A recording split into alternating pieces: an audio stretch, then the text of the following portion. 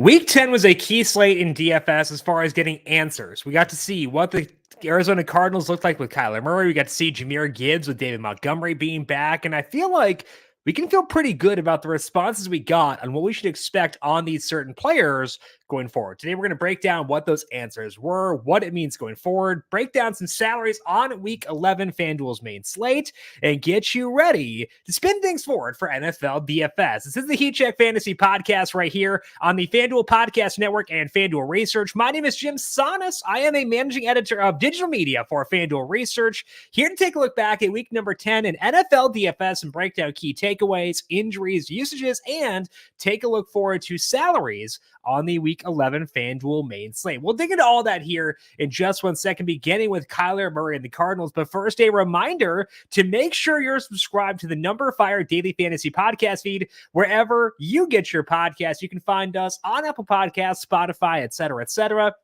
If you like what you hear, leave us a 5-star rating. Tom Vecchio is with you every weekday, breaking down NBA DFS with the Daily ISO. That show and this show also up on the FanDuel TV Plus app. To get FanDuel TV Plus, go to FanDuel.com/watch and log in with your FanDuel account. You can watch Up and Adams, Run It Back, Daily ISO, Heat Check NFL shows, and Covering the Spread all in one place. You can also download FanDuel TV Plus on Amazon Fire, Apple TV, or Roku devices. And the show does also go live on the FanDuel YouTube page, 10 a.m. Eastern on Mondays and Thursdays. Score early this NFL season with FanDuel, America's #1 sportsbook. Right now, new customers get $150 in bonus bets with any winning $5 moneyline bet. That's $150 if your team wins. If you've been thinking about joining FanDuel, there is no better time to get in on the action. The app is so easy to use. There is a wide range of betting options, including spreads, player props, totals, and more. So visit FanDuel.com and kick off the NFL season. FanDuel, official partner of the NFL. Must be 21 plus and present in select states. FanDuel is offering online sports wagering in Kansas under an agreement with Kansas Star Casino LLC. First online real money wager only. $5 pregame money line wager required. $10 first deposit required.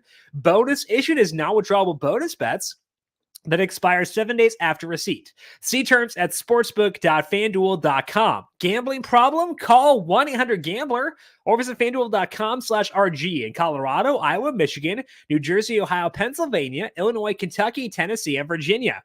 Call 1-800-NEXT-STEP or text NEXT STEP to 53342 in Arizona, 1-888-789-7777, or visit ccpg.org/chat Connecticut, 1-800-9-WITH-IT in Indiana, 1-800-522-4700 or visit ksgamblinghelp.com in Kansas, 1-877-770-STOP in Louisiana. Visit mdgamblinghelp.org in Maryland, 1-800-GAMBLER.net in West Virginia, 1-800-522-4700 in Wyoming. Hope is here. Visit gamblinghelplinema.org or call 100-327-5050 for 24/7 support in Massachusetts, or call 1-877-8-HOPE-NY or text OPEN-Y in New York. Let's begin things with our headliner from week number 10, which was the return of Kyler Murray. Got his 2023 debut under his belt, and he got a win over the Falcons. Wasn't the most efficient day for Kyler. He was at 0.00 passing net expected points per dropback. League average is about 0.1, typically closer to 0.07 so far this year, but still below average in a good matchup. So wasn't hyper efficient, did a pretty bad pick in there, but not terrible either. An upgrade from what they've been getting out of Josh Dobbs and Clayton too. A lot of work from Kyler Murray, though, to Trey McBride. McBride, 9 targets to lead the team, 131 yards, and Murray was slinging it. He threw deep 9 times in this game, and his average depth of throw was 9.9 yards. Previously, Kyler's highest ADOT for a season was 8.0.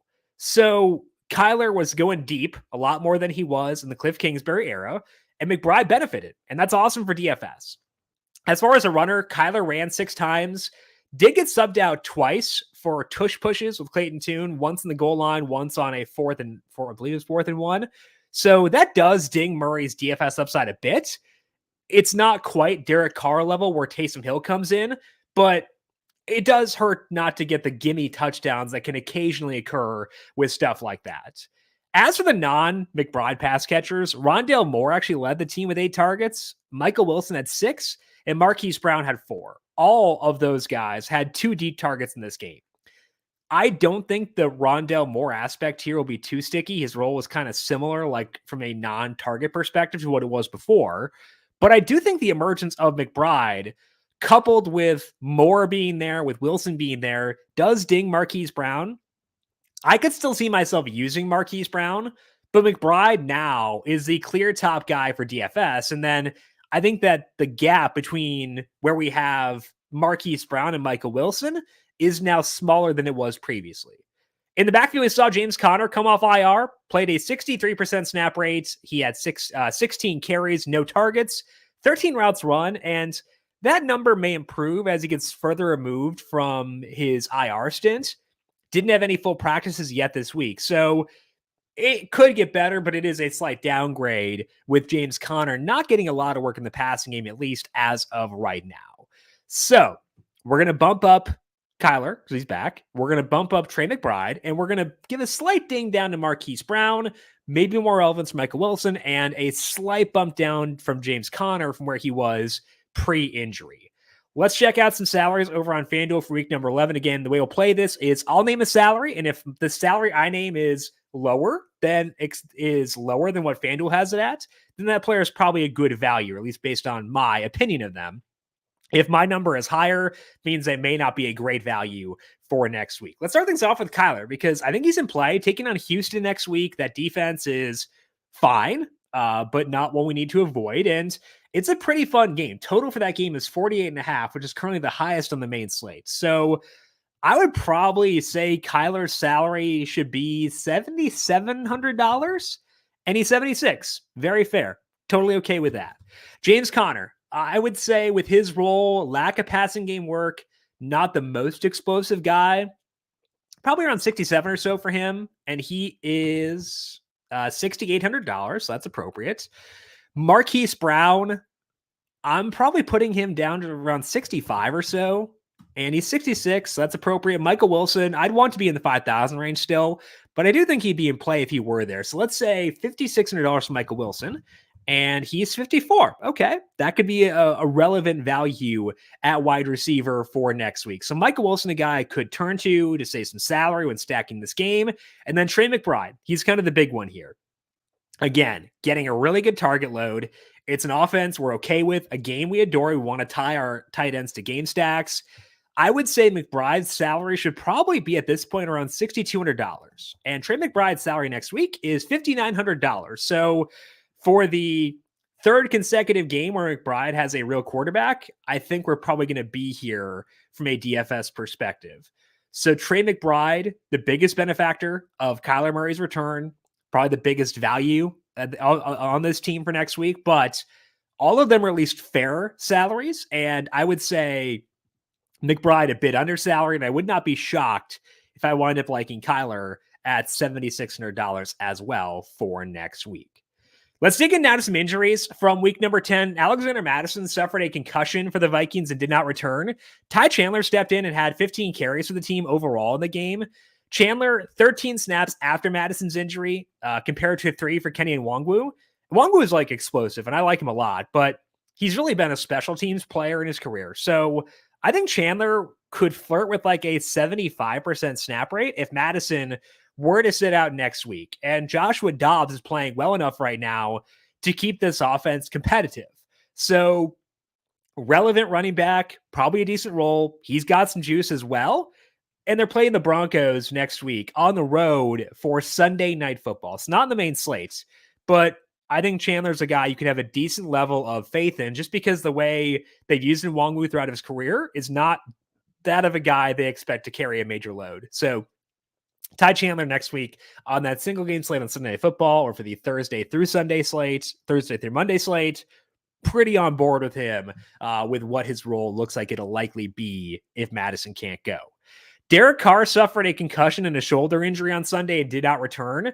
They've already said that he hopes to play after their bye week, which is this week. And, so probably going to be Carr back in there. We'll at least keep tabs on it. We'll discuss how to handle things in case Carr cannot go. Jameis Winston came on and returned, and he was typical Jameis, where did some crazy stuff. He chucked it deep. He threw a couple picks, but made some fun throws too. Again, very Jameis performance. Jameis had negative 0.04 passing net expected points per dropback in this game. So I definitely would view this as a downgrade for the offensive efficiency if Carr were to miss time. But Winston did throw deep to Chris Olave 5 times. Part of that was because Michael Thomas left early with a knee injury. So that's good for Olave, getting deep targets from Jameis. And Rashid Shaheed also got 9 targets. So we know that Jameis will go deep. His 8 out was 15.4 yards. They were in a very negative script, which does jack things up, but it's also very Jameis. Both Olave and Shaheed could have really good ceilings in the right setups, especially, again, if Thomas can't go out of the bye. I also would expect the Saints to be a bit more run-heavy with Winston because they don't seem to trust him as much as we do as a public. You know, we like Jameis, or from a DFS perspective, but like they don't. There's a reason to back up. So that could help Alvin Kamara, whose snap rate bounced back up to 74% in this game. So it's a bit complicated, but kind of hang with me here. The way I'm viewing this is I think it'd be a downgrade for the offensive efficiency, but the deep targets combined with a potential Michael Thomas injury could help upgrade Olave and Shaheed. And Kamara may get bumped up if they're forced to lean on him a bit more, given that the offense elsewhere is in a bind. So it is weird, but I do think that this would be an upgrade for DFS, even if it is a downgrade for the offense from a betting perspective or from an offensive efficiency perspective. That's not typically the case. Usually efficiency is always going to be better.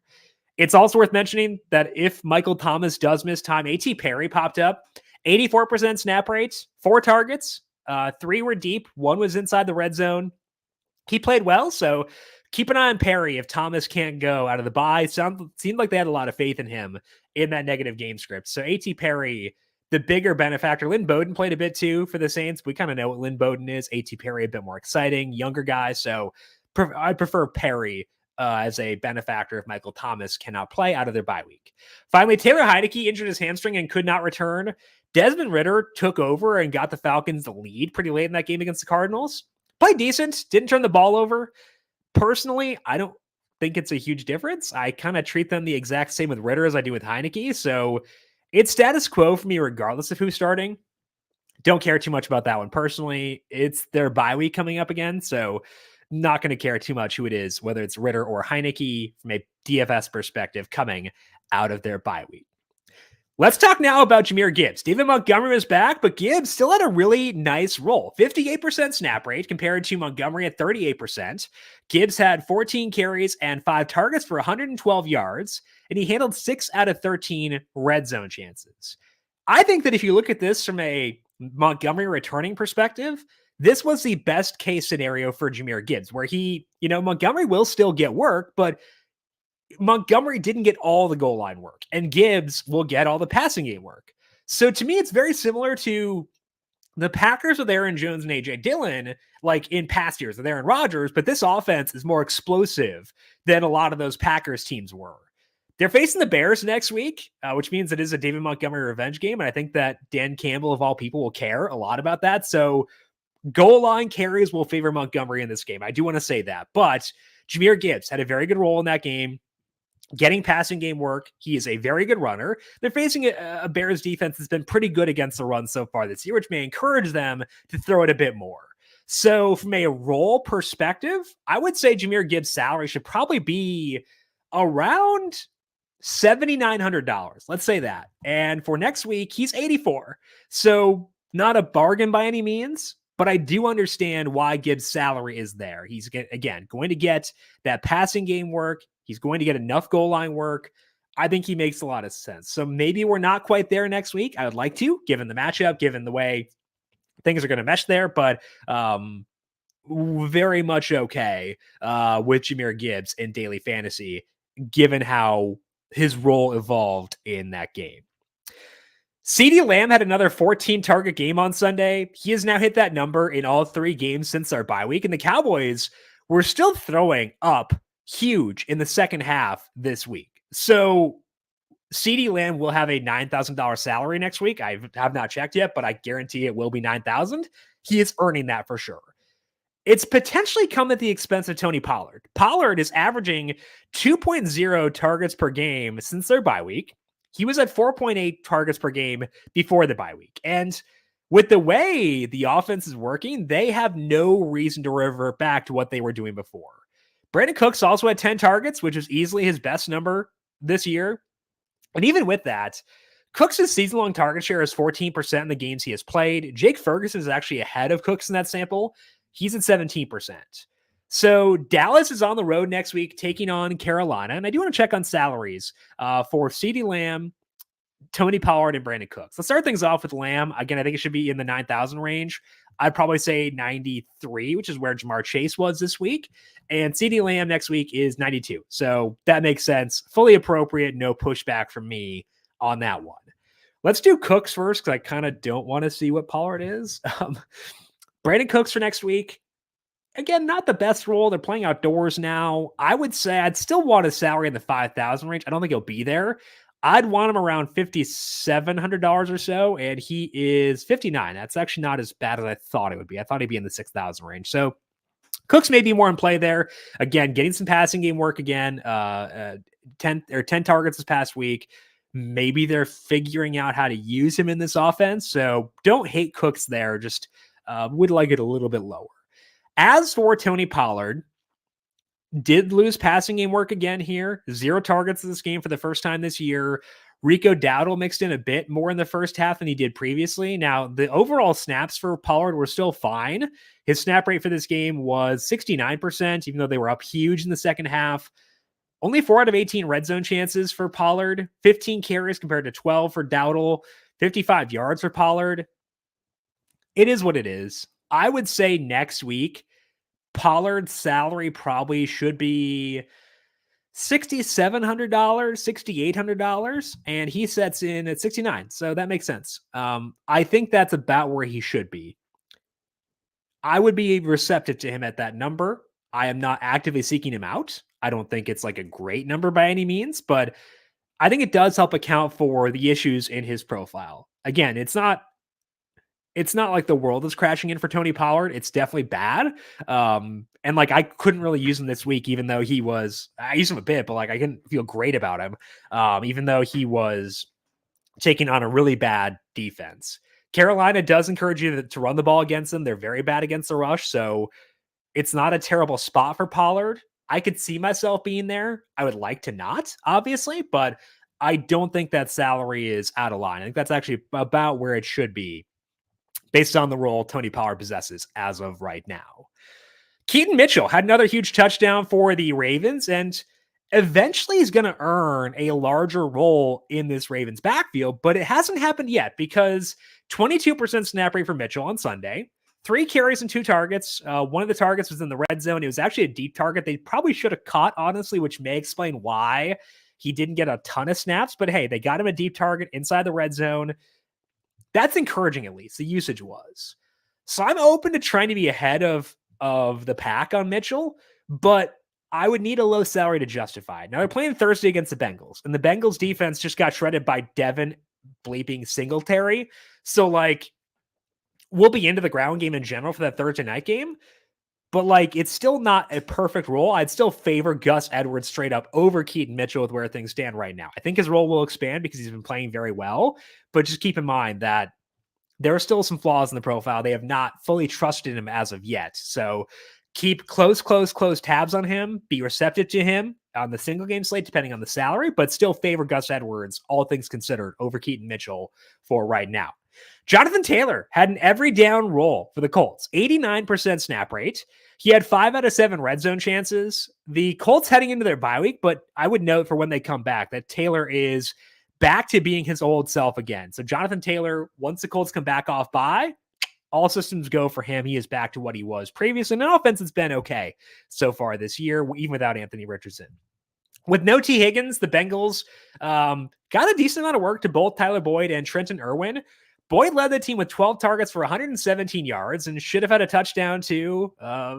He should have had a touchdown. Probably should have helped them win that game. Just 4 targets for Irwin, but 3 of those were deep, and he did score as well.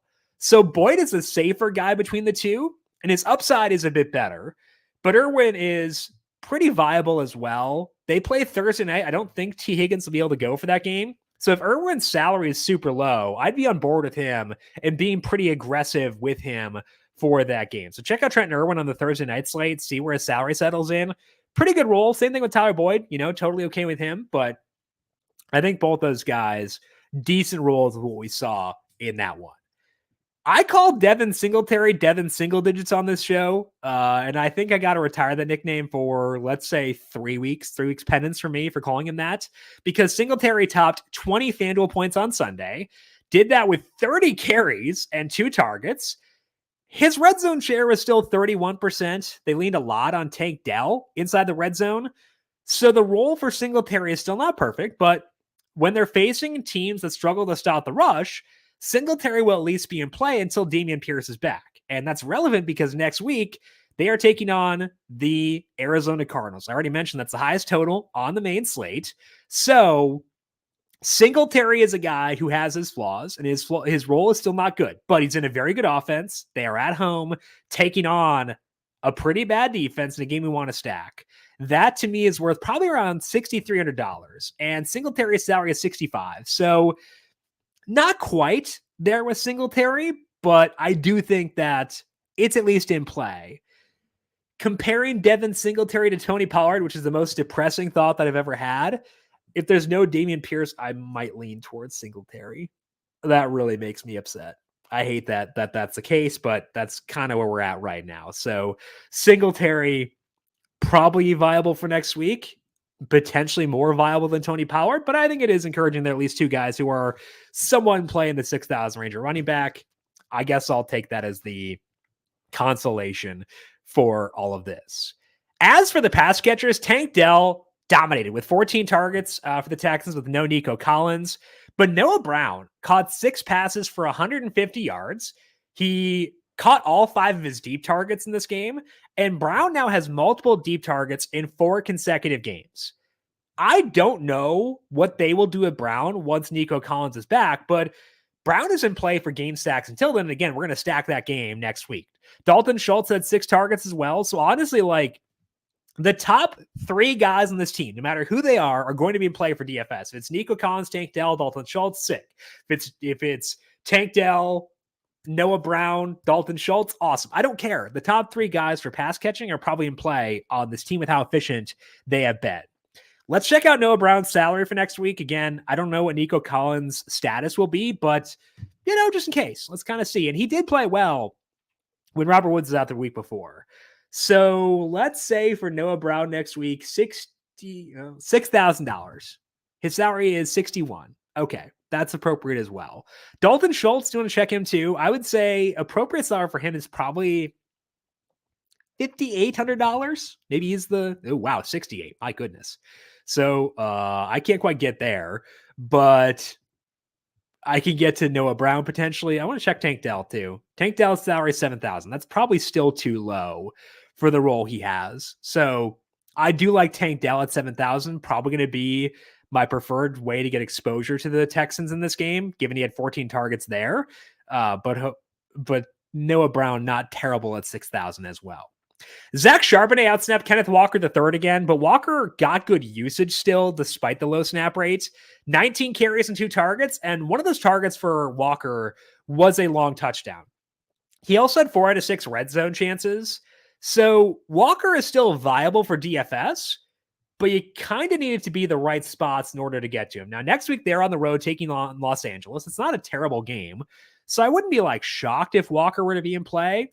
I'd want his salary to probably be $6,900, and he's 74. So still not quite low enough for Kenneth Walker for me to be there for DFS, but his role is good enough to at least consider him. So Kenneth Walker III, not my favorite guy yet in DFS, but I do want to keep tabs on his salary. I don't want to cross him off entirely because his role is still good enough to warrant some consideration, if nothing else. Jerome Ford had 109 yards against a pretty tough Ravens defense on Sunday, so that was good. The role for him was still pretty flawed. Primarily, it's the red zone work. The red zone share for Ford is 14% in the games where a snap rate has been at least 45%. Now, the counterpoint here would be that Ford has had a 60% snap rate in 2 consecutive games. But in those 2 games, his red zone share is still just 16%. Again, you want that number around 40% or so for running back at 35% minimum, and he's at 16%, even in his 2 best games. So maybe the offense will trend up. Maybe Deshaun Watson unlocks something in the second half, but we'll need that to happen in order to truly love Jerome Ford for DFS. Still a bit worried about that red zone role he possesses. Next week, Cleveland is taking on Pittsburgh. Going to be a pretty low total game, so he'll be fine, probably. But, I would need not leaping to get there. Chuba Hubbard lost some work to Miles Sanders on Thursday. Hubbard had a 47% snap rate. He still had 9 carries compared to Sanders 2, but that's not ideal.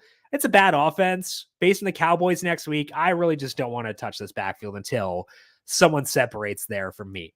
Finally, I'm not super inclined to use Steelers backfield, but Jaylen Warren is creeping up. He had a season high in snap rate, carries, and red zone chances on Sunday. 110 yards from scrimmage in the second consecutive game for Warren as well. Najee Harris is pretty good too. The Steelers run game in general has been effective the past couple of weeks, so I'm not expecting Warren to fully take over this backfield, but the rushing offense is getting better. Warren gets the usage in the passing game that we want. So he is trending up for single game DFS and worth monitoring for other stuff too. Next week, again, Pittsburgh taking on Cleveland. I just don't want to use this offense in that game. So it's more so for single game slates. Jaylen Warren's role is getting better, and that's worth mentioning in spots where you're forced to consider players in Steelers games and on the Steelers as a team. Let's take a look now at the Week 11 main slate over on FanDuel and break down the salaries that jump out to me, going position by position and mentioning salaries that I think are noteworthy in DFS for next week. Now, looking at the noteworthy games next week, mentioned before the Houston versus Arizona game. Detroit taking on Chicago is pretty fun if Justin Fields is back for the game, which he probably should be. Miami is back off by taking on Las Vegas. Don't mind that game. And those are probably the primary games for next week from a super high total perspective. Let's start things off at quarterback and see what stands out over there. At quarterback, top guys are kind of what you would think. CJ Stroud's salary is up to $8,000. That's probably worth it. I don't think that's totally out of bounds with how well he has played, given that we'll probably want to stack that game if Nico Collins is back. Don't hate Stroud at $8,000. I think he's worth that, given the way he's played. Same thing goes for Kyler Murray at $7,600. Mentioned before, I'd like that around 77, so getting him at 76, not too bad by any means. Brock Purdy played well on Sunday, had some weird stuff late in the game, but overall, very efficient for him. They're taking on Tampa Bay. Tampa Bay pretty good against the rush. I don't know what the spread is in that game. It's 10.5, but San Francisco's implied total is 26.5.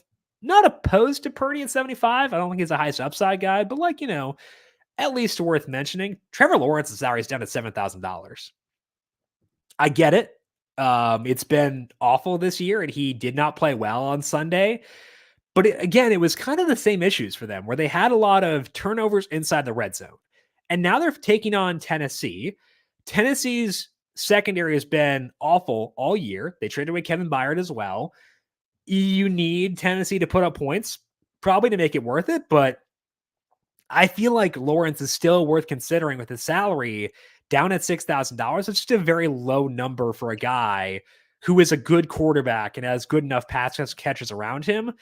I don't know if I'll get there, but they're making his salary low enough where I have to at least give him some consideration in spots like that. Geno Smith, 69, again, never going to leap to use Geno because he's not the highest upside guy, but did do pretty well in that game against the Commanders, drove them down for a late score to win that game. Not fully opposed to Geno at 69, not leaping to get there, but, at least worth considering. Where's Justin Fields? Did I gloss over him? Justin Fields, $7,400. Detroit's defense is pretty good, so I probably should not check out Fields, but not totally out there. So key guys at quarterback who stand out as far as salaries go.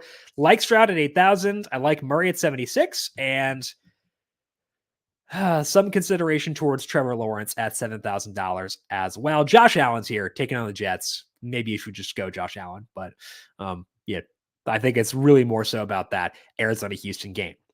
Going over to running back, Christian McCaffrey's salary came down a hair to $10,000. Good use for him again. They were trying to get him that touchdown late in the game to keep his touchdown streak alive. He is not the best usage kind of guy, and you do need that game to be competitive. Again, 10.5 point spread there. My model has that spread at 11.2, so justifiably a double-digit spread. 10,000 isn't terrible, though, so don't hate that. For Christian McCaffrey, mentioned before, Gibbs is at $8,400. Let's scroll down here. Devon Achane coming off of injury, $8,000.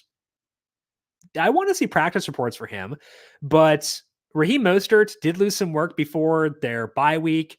Seems like the age is kind of catching up to him a little bit. So maybe with those factors combined, Achane could be in play at $8,000. They could probably use that spark again in their running game. So I'm going to keep a close eye on Devon Achane and the practice reports on him throughout this week at $8,000. Scrolling down further at running back Josh Jacobs, 73. The Raiders have shown they really want to establish it under Antonio Pierce, and like it's been working, so why not keep it up? Jacobs, 127 yards from scrimmage on Sunday night, 27 carries, 2 targets. Not out at 73. You do need the Raiders to keep pace, and I'm not sure they will. I've got that spread in my model at 9.5, which is where it's at in at FanDuel Sportsbook as well. But worth thinking about there for Josh Jacobs, 73. Breece Hall, 71. Need the Jets again to score, which is tough, but the Buffalo defense is super, super banged up.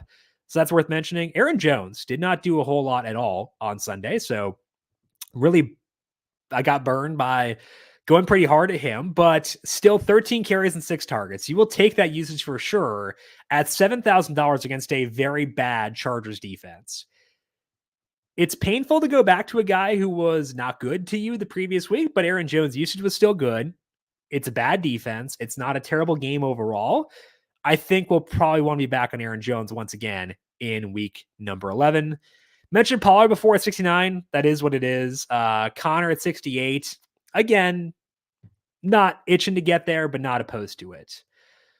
Rachaad White's salary is 66. That's okay as well. Tough matchup against San Francisco. And again, probably shouldn't go there because of the spread, but like his role is good. Singletary 65 as well. Scrolling down further here at running back, not seeing much that jumps out. Khalil Herbert got in some full practices this week. I don't know what his role will be, given that Deontay Foreman's been okay. I wouldn't be shocked if Herbert comes back and kind of is like the lead guy once again, but don't know if I need to get there in that matchup. So main guy standing out to me, I do like Aaron Jones, a decent amount of $7,000. And then other one that caught my eye was Devon Achane at $8,000. Running back, not the deepest for next week, at least based on where guys are at relative to salary, but at least something we can look forward to in Achane and Aaron Jones. Shifting now to wide receiver. What a good receiver slate next week. Tyreek Hill, 98. Keenan Allen is there. CeeDee Lamb is there. Amon-Ra St. Brown. Stephon Diggs. Diggs' salary is kind of low at 86. I get it because the Jets are really, really good at outside corner. So what I'll probably want to do this week is dig into what Diggs has done against the Jets specifically to see if they've been able to neutralize him. Because if they haven't, I could see Diggs 86 being a pretty fun play for next week because he's kind of proven to be the guy on this team. So Stephon Diggs 86, worth digging into for next week. Looking down further at wide receiver, DK Metcalf, $7,200. Again, he continues to have good usage. That's just kind of what he does at this point. So worth checking out there. Deebo Samuel, 71. Jalen Waddle, 71. Talked before Tank Dell's salary, $7,000. Don't hate that either.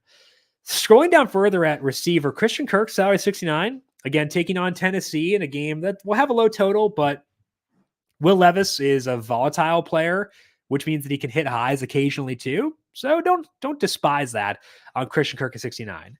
If Justin Fields is back, which again, I think he will be, DJ Moore's salary is $6,800. And last time we saw Fields healthy for this Bears offense, Moore was playing very well. So DJ Moore, $6,800. I want to dig into the Detroit defense because they played well overall this year, but have been leaky at times. Maybe DJ Moore is a guy in a dome we could potentially feel good about there. Scrolling down further, Jacoby Myers, 67. Probably not, I guess, given that they want to be kind of run heavy. Calvin Ridley, I'll probably do it again at 65, despite I probably shouldn't, but I probably will. Just knowing myself, I probably will go to Calvin Ridley again at $6,500. 3 targets. Maybe I should just go Kirk and like stop forcing it with Calvin Ridley. I don't know. It's weird for sure. Noah Brown, 61, as mentioned before, kind of noteworthy there. Getting down into the 5,000 range, not seeing a ton that jumps off the page. I did mention before Michael Wilson, 54. I will probably be there. I think he had around 54 yards, or was it 46 yards on Sunday? 34 yards. So I actually overestimated. But again, Murray's checking it deep. Game we want to stack. He has a path to upside. I think there's enough there to be okay with Michael Wilson, 54. Prefer McBride at 59 over Wilson, but could be okay with that. That's probably going to be the main thing we turn to at receiver. So do you like Wilson at $5,400? On board with that one, and then didn't see a whole lot that got me super jazzed other than digging into DJ Moore at 68 to see if we want to use him, and then liking Tank Dell at $7,000 as well. At tight end, yeah, they're jacking up salaries on George Kittle, Dalton Schultz, Sam Laporta. That makes sense. They played well enough where they deserve that. Laporta, 67, didn't come through this past week, but he's had good usage from Jared Goff. They're playing the Bears. They're at home, indoors. All those things line up pretty well. So Laporta, 67, would like that salary a bit lower. I think that McBride will be the guy once again at 59, but Laporta's in play again. McBride, 59, Dalton Kincaid, 58. Dawson Knox still has, I think he's still on IR for next week at least. So that opened him up. I do like Kincaid to 58, depending on what we see from them on Monday night. Cole Kmet, his salary is $5,600, taking on the Lions. The Lions linebackers are the big weakness of their defense. We saw the Chargers exploit that on Sunday. I wouldn't be shocked if the Bears do the exact same thing. So Cole Kmet, $5,600, might wind up being a guy we can look at maybe as a bring back option if we go with like a Jahmyr Gibbs or go with Amon-Ra St. Brown. Kmet at 56 could help offset their salaries a bit, given the usage he has gotten recently and the usage he got before Fields was banged up. Into the 4,000 range at tight end, not seeing a bunch there. Michael Mayer did score on Sunday night. His usage overall has not been fantastic of late. But yeah, just 5 targets there, so not going to Mayer. I shouldn't have even brought him up, but do really like McBride once again, 59. Just going to keep on going there. I like Kincaid, 58. Like Kmet, 56. So once again, some good spend down options at tight end in week number 11.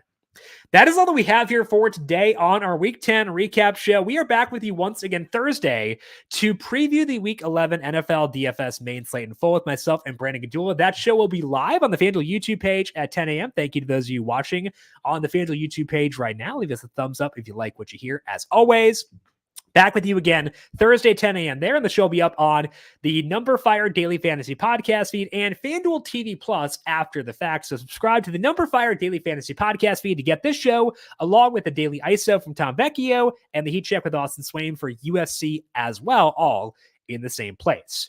If you've got any questions for me, I am on Twitter at Jim Sannes, JIMSANNES. You can find me on Threads at Jim.Sannes. You can find FanDuel Research on Twitter at FanDuel Research. Want to thank you all for tuning in for today. Good luck to you with your single game contest on Monday night for the Broncos and the Bills. And we'll talk to you once again on Thursday to get you ready for Week 11. This has been the Heat Check Fantasy Podcast right here on the FanDuel Podcast Network.